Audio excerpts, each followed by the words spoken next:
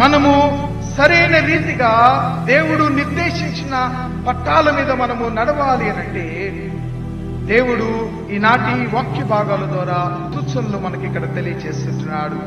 లూకా 6:37లో, లూకా 6:38లో ఈ సూచనలు మనకు కనబడుతుంటాయి.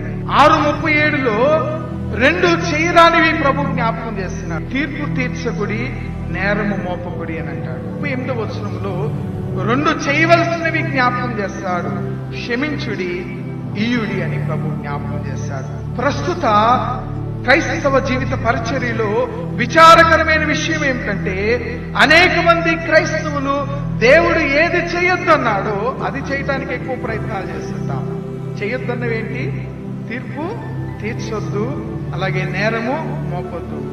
కానీ క్రైస్తవులు చేసే ప్రప్రథమమైన పని ఏంటంటే, ఎదుటి వ్యక్తిని తీర్పు తీర్చడానికి, ఎదుటి వ్యక్తి మీద నేరము మోపటానికి ప్రయత్నం చేస్తుంటారు. అనేక మంది క్రైస్తవులు దేవుడు నిర్దేశించినటువంటి మాటలను, కార్యాలను జ్ఞాపకం చేసుకోలేక క్రైస్తవ విధి విధానంలో మనం కలిగి ఉండాల్సినటువంటి లక్షణాలు మనము పోగొట్టుకుంటున్నటువంటి వారమైనాము.